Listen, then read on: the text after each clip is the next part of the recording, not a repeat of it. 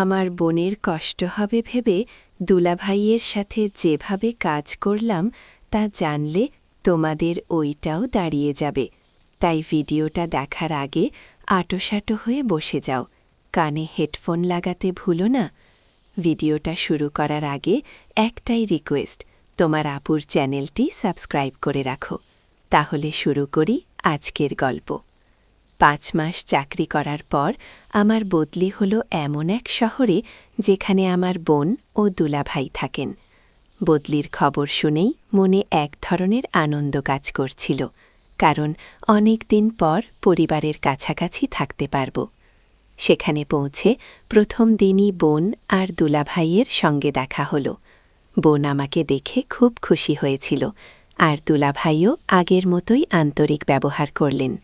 তার সঙ্গে আমার সম্পর্কটা বরাবরই বন্ধুত্বপূর্ণ ছিল। কয়েকদিন তাদের সঙ্গেই থাকলাম। বাচ্চাদের স্কুলে দেওয়া, সংসারের ছোটখাটো কাজ, সন্ধ্যায় একসঙ্গে বসে গল্প করা, সব মিলিয়ে সময়টা ভালোই কাটছিল। 3-4 দিনের মধ্যেই নিজের জিনিসপত্র নিয়ে পুরোপুরি তাদের বাসাতেই উঠে এলাম। এর মধ্যেই অফিস থেকে জানানো হলো আমাকে একটি গুরুত্বপূর্ণ মিটিংয়ের জন্য অন্য শহরে যেতে হবে। প্রস্তুতি নিয়ে আমি রওনা দিলাম এবং বোনকে জানিয়ে গেলাম যে 4 দিন পর ফিরব। ফ্লাইটে ওঠার ঠিক আগ মুহূর্তে আমার বস ফোন করে জানালেন যে বিদেশি ক্লায়েন্টরা খারাপ আবহাওয়ার কারণে তাদের ফ্লাইট বাতিল করেছে, তাই মিটিং আপাতত স্থগিত। খবরটা শুনে আমি আর দেরি না করে বাড়ি ফিরে যাওয়ার সিদ্ধান্ত নিলাম। সন্ধ্যের দিকে বাসায় এসে দেখি মূল দরজাটা ভেতর থেকে বন্ধ। প্রথমে ভাবলাম হয়তো কেউ আমাকে শুনতে পায়নি। বেশ কয়েকবার বেল বাজালাম, দরজায় নক করলাম, কিন্তু ভেতর থেকে কোনো সাড়া পেলাম না। ধীরে ধীরে আমার মধ্যে দুশ্চিন্তা বাড়তে লাগল, কারণ তখন বোন একাই থাকার কথা।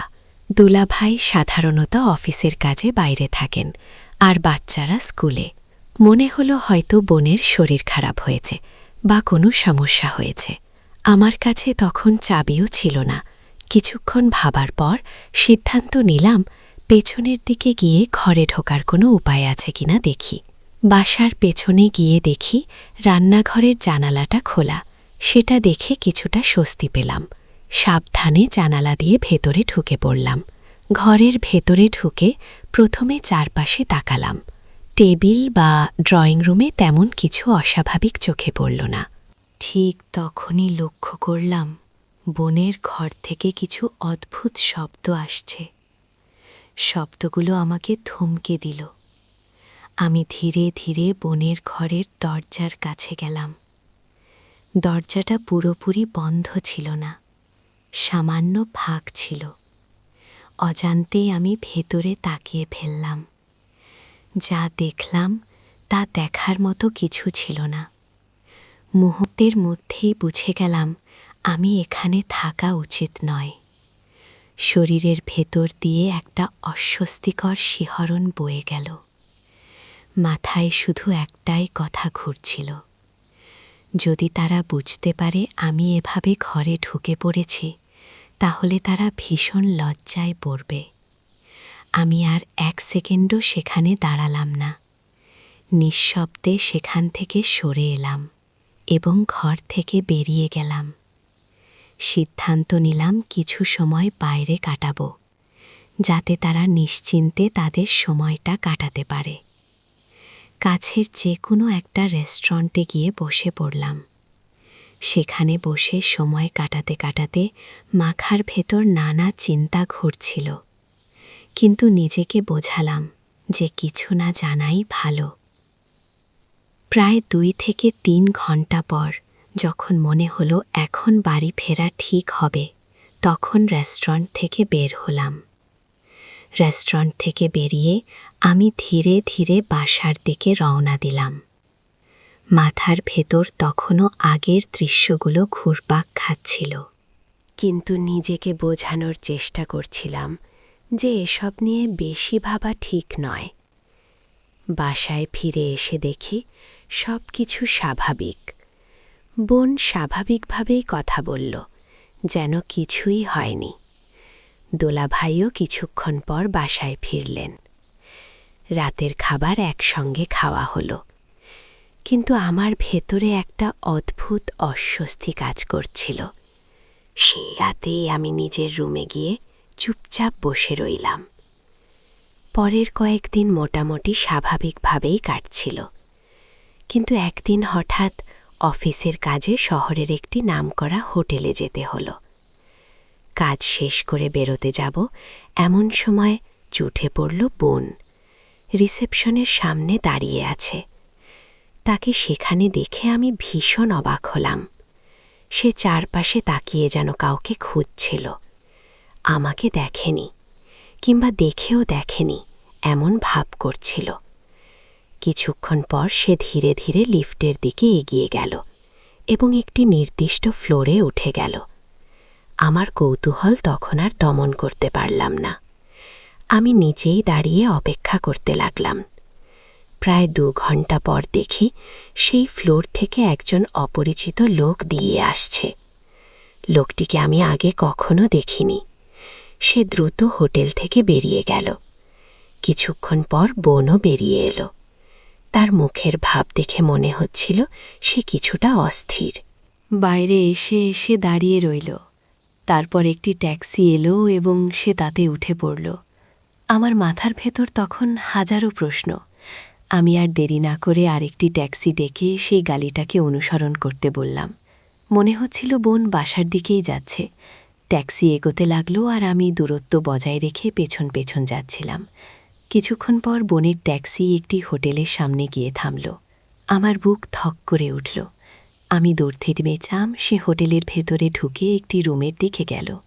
প্রায় 2 থেকে 3 ঘন্টা পর সে আবার বেরিয়ে এলো, কিন্তু এবার সে একা ছিল না।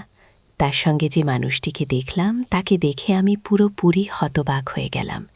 সেই ছিল আমার বড় ভাই সুমন। আমি কিছুতেই বুঝতে পারছিলাম না বোন আর ভাই কেন একসঙ্গে হোটেলের রুমে থাকবে।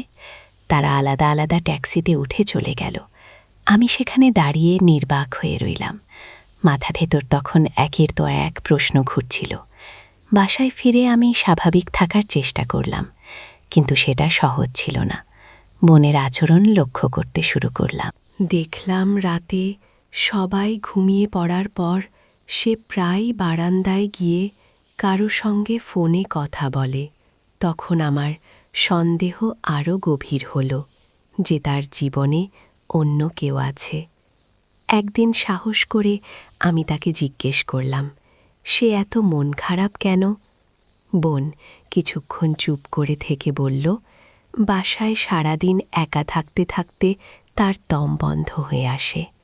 আমি অফিসে, বাচ্চারা স্কুলে, আর দুলাভাই কাজ নিয়ে ব্যস্ত। তার জন্যে কারো সময় নেই। সে বলল, অন্তত একদিন ছুটি নিয়ে সবাই মিলে কোথাও ঘুরতে যেতে।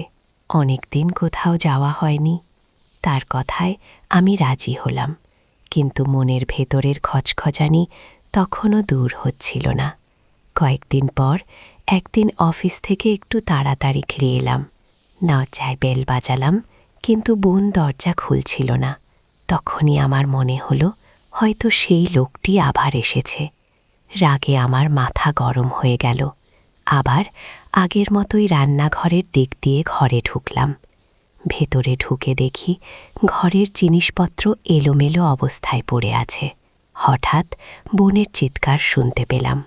আমি দৌড়ে ঘরের ভেতরে ঢুকে দেখলাম সেই লোকটি বোনকে জোর করার চেষ্টা করছে। মুহূর্তের মধ্যে আমি কাছে থাকা একটি লাঠি দিয়ে তার মাথায় আঘাত করলাম। সে সঙ্গে সঙ্গে মাটিতে পড়ে অজ্ঞান হয়ে গেল। বোন দৌড়ে এসে আমাকে জড়িয়ে ধরে কাঁদতে লাগল। সে বলল, আমি ঠিক সময়ে এসে তাকে বাঁচিয়েছি। আমি তাকে শান্ত করে জিজ্ঞেস করলাম, লোকটি কে আর এখানে কি করছিল?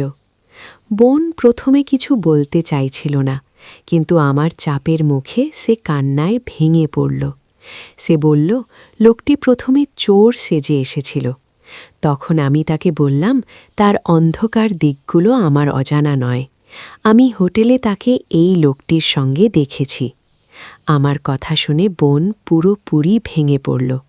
কাঁদতে কাঁদতে সে আমাকে বলল, তামিম, দয়া করে দুলাভাইকে কিছু বলো না, আমার পরিবারটাকে বাঁচাও।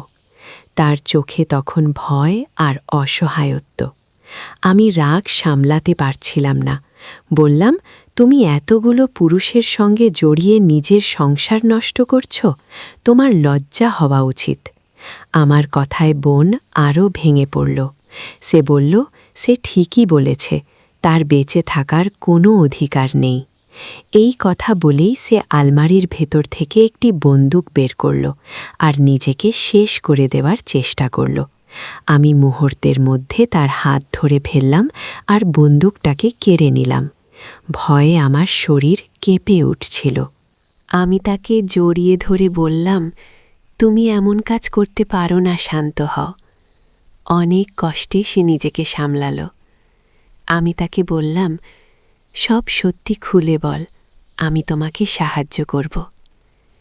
আমরা তখন সেই লোকটিকে একটি চেয়ারে বেঁধে ফেললাম এবং তার মুখ ঢেকে দিলাম। কিছুক্ষণ পর বোন ধীরে ধীরে তার জীবনের ভেতরের গল্প বলতে শুরু করল। সে জানাল, বিয়ের শুরুতে শ্বশুর শাশুড়ি তাকে খুব আদর করতেন, কিন্তু সন্তান হওয়ার পর ধীরে ধীরে সব বদলে যেতে থাকে। শাশুড়ি আর আগের মতো খোঁজ নিতেন না, সময় দিতেন না। বোন বহুবার বোঝানোর চেষ্টা করেছিল যে টাকায় সব সুখ কেনা যায় না, কিন্তু শ্বশুরবাড়ির মানুষরা সেটা বুঝতে চাইতেন না। এই সময় আমাদের মায়ের শরীর খারাপ হলে বোঁতে চলে আসে। তখন আমিও ইঞ্জিনিয়ারিং কলেজে পড়তাম। মায়ের মৃত্যু আর বাবার অসুস্থতার কারণে বাড়ির পরিবেশটা খুব ভারী হয়ে উঠেছিল। সেই সময় ভাইয়ের এক বন্ধু প্রায়ই আমাদের বাড়িতে আসত। তার নাম ছিল সুমন।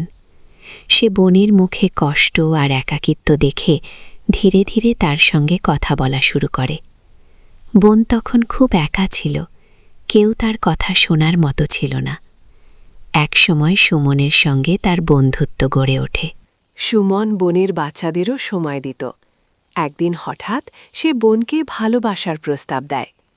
বোন সেই প্রস্তাবে হতভাগ হয়ে যায় এবং স্পষ্টভাবে জানিয়ে দেয় যে সে এমন কোনো সম্পর্ক চায় না।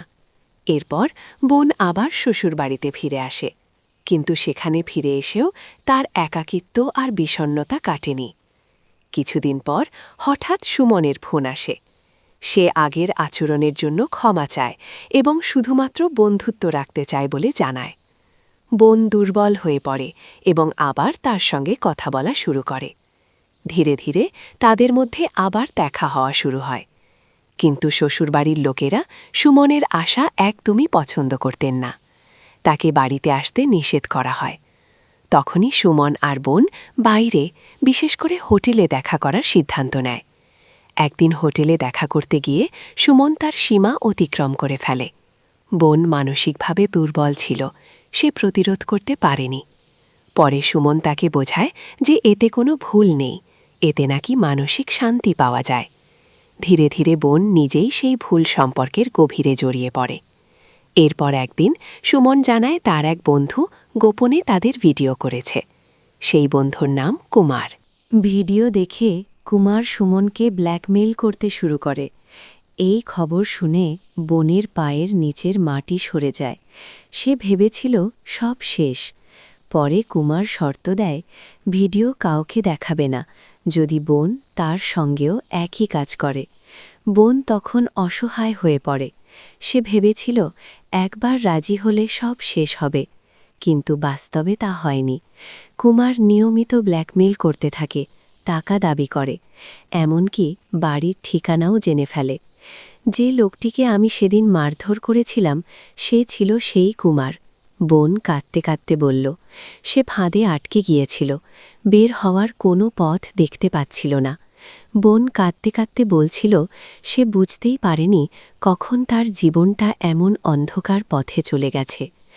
একটার পর একটা ভুল সিদ্ধান্ত তাকে এমন জায়গায় এনে দাঁড় করিয়েছে যেখান থেকে আর ফিরে যাওয়ার রাস্তা সে দেখতে পাচ্ছিল না।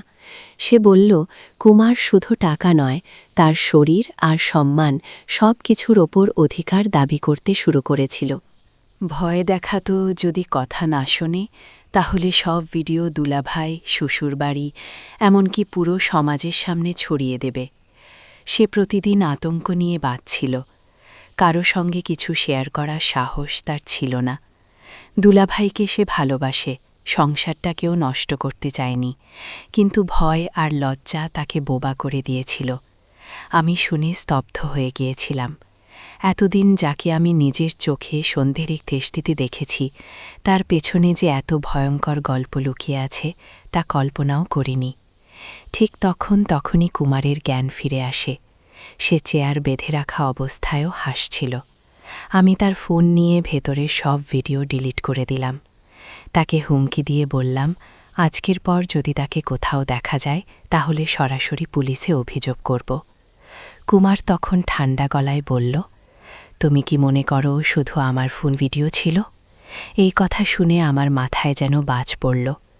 সে জানালো সুমনের ফোনেও ভিডিও আছে এবং তারা দুজনে মিলে অনেক দিন ধরেই বোনকে ব্ল্যাকমেল করে টাকা নিয়েছে। এই কথা শুনে বোন আবার ভেঙে পড়ল। সে বলল, এখন তার সামনে আর কোনো পথ খোলা নেই, মরে যাওয়া ছাড়া। সে বারবার নিজেকে দোষ দিচ্ছিল। বলছিল, যদি সে নিজের আকাঙ্ক্ষাকে নিয়ন্ত্রণ করতে পারত তাহলে আজ এই দিন দেখতে হতো না।